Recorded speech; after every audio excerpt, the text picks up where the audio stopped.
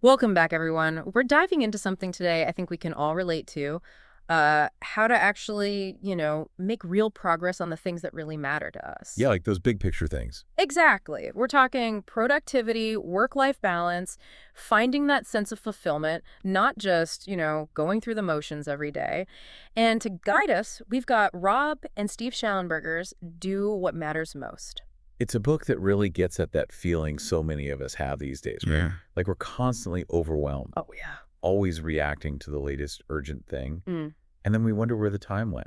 Totally. Just drifting, right? Instead of intentionally moving towards what we want. Exactly.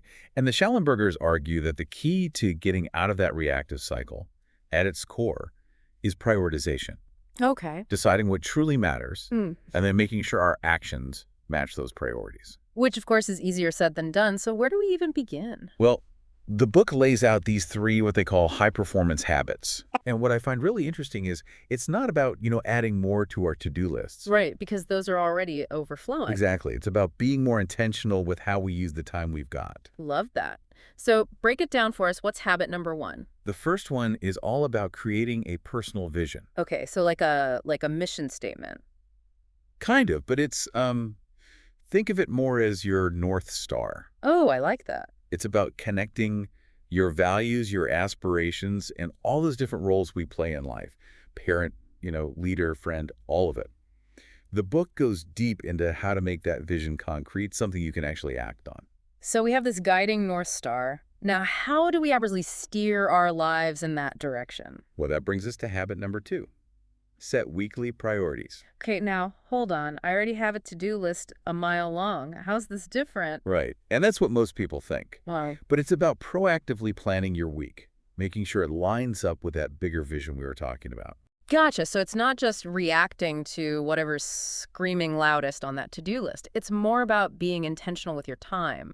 But how do we actually carve out that time for what really matters? The Schallenbergers are big fans of scheduling specific time blocks Time blocking. Okay. for your key priorities. And, this is where it gets interesting. Because, let's be honest, how much time do we actually spend on those big goals each week? That's a question I might not want to answer, but maybe it's a sign I need to read this book. Yeah. Okay, so we've got our vision. We're prioritizing our week. Okay. What's the third habit? This one is super powerful. Pre-week planning. Mm-hmm. Basically, you look at the week ahead, Okay. and you actually schedule those high-priority activities before the week even starts. So you're like one step ahead of the game. Exactly. Yeah. Instead of always playing catch-up. I mean, that sounds great in theory, but wouldn't some people find that kind of planning too rigid? Life throws us curveballs, right? That's a really good point, and the book acknowledges that. It's not about being a slave to a schedule. It's more about having a plan that helps you stay on track, even when those unexpected things pop up. Right. Remembering that feeling of tyranny of the urgent that we talked about, and not letting little urgent tasks take over your entire day. So let me see if I've got this right. These three habits, vision, weekly priorities, pre-week planning, they all work together to create a system for intentional living, like a framework to make sure our actions actually match our bigger goals. Precisely. Yeah. And what's really cool is how they then connect all of this to the concept of alignment, making sure your vision, roles, and goals are all in sync. Because when those things aren't aligned, you end up feeling pulled in a million directions. Oh, for sure. And that's a recipe for burnout. So how do the Schallenbergers address that need for balance?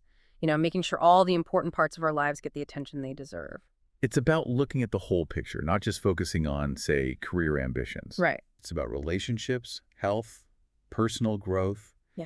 everything that makes for a truly fulfilling life. It's not just about success in one area, but creating a life that feels balanced and meaningful, period. And the Schellenbergers have some pretty concrete tools for setting goals, right? To help us achieve that vision. Yeah, they lay out a framework based on something you've probably heard of, the SMART acronym. Oh, SMART goals. Every goal, they say, needs to be specific, measurable, achievable, relevant, and time-bound. So we're not just talking about vague ideas, it's about turning them into actionable steps that you can track and actually achieve. Exactly. I remember learning about SMART goals way back in business school, but I love how they bring it back to personal fulfillment. It's about making sure your goals are actually moving you toward the life you want, not just adding more dizzy work to your plate. Right. And then they also introduce the idea of stretch goals. Right, those goals that push you a little, but are still within reach. Reach for the stars, but maybe climb that metaphorical hell first. But even with the best goals and plans, sometimes staying motivated is tough. How does the book address that? It's about building in those check-ins, Yeah. you know, Right. regular self-accountability and reflection. It's not enough to just set goals and cross your fingers, Yeah. right? We need to track our progress, make adjustments along the way, and celebrate the wins, even the small ones. Because those little wins can be so motivating. Okay, so what are some of the benefits the Shallenbergers highlight as a result of, actually doing what matters most? Well, they lay out a pretty compelling case.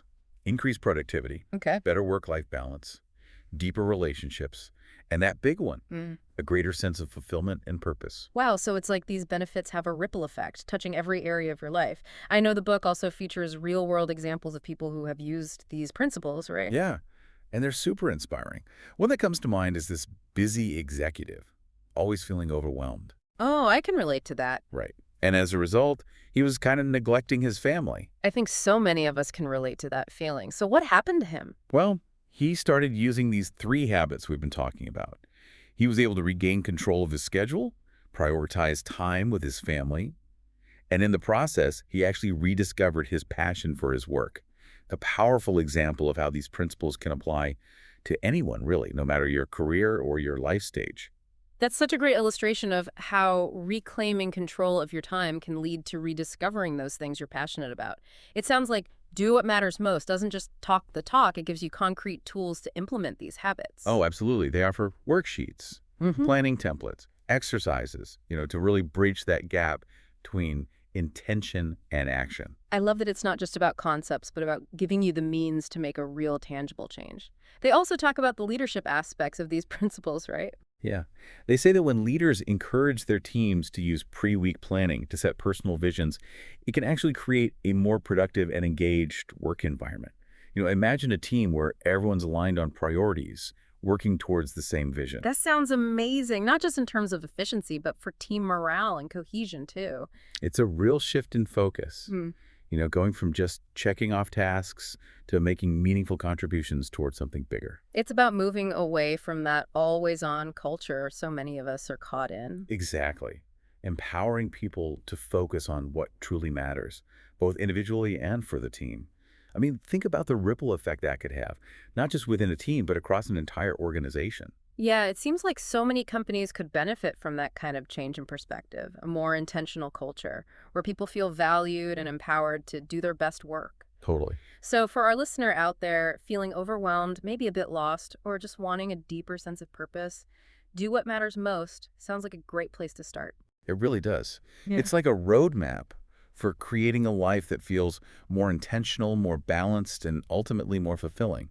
I think anyone can benefit from that. It's not just about getting stuff done. Right. It's about getting the right stuff done in a way that matches your values, your vision for the life you want. And what's so cool is how they connect personal growth, productivity, leadership, all of it. It's not like these are separate parts of our lives. They all weave together to create that bigger sense of purpose. It's about being proactive, not reactive, shaping your destiny instead of always feeling like you're at the mercy of what's happening around you. So, where can people find Do What Matters Most? It's easy to find online at most bookstores. Awesome. And be sure to check the show notes. We'll have a link to the book's website too, where you can find more resources and tools. This deep dive has definitely got me thinking about my own priorities, how I can implement some of these habits more consciously. Same here. It's such a good reminder that we have the power to design a life that truly reflects what matters most to us. Absolutely. But here's a question for you, dear listener. If you had just 1 hour this week to dedicate to pre-week planning, what's the one thing you would make time for? What would you schedule? What difference could that one thing make in your week, in your life? It could be anything. Spending quality time with people you love, finally starting that passion project you've been putting off, maybe just giving yourself some downtime to recharge, to reconnect with yourself. Whatever it is, remember, you have the power to choose. You're not just a victim of your circumstances. You are the architect of your own life. So go out there and make that vision a reality. And if Do What Matters Most speaks to you, we highly recommend checking it out. It might just be the inspiration you need to start living that more intentional, more fulfilling life. Thanks for joining us on this deep dive, everyone. We hope you found it valuable and inspiring. Until next time, keep diving deeper. It really is inspiring to see how these principles can make such a difference in a work setting.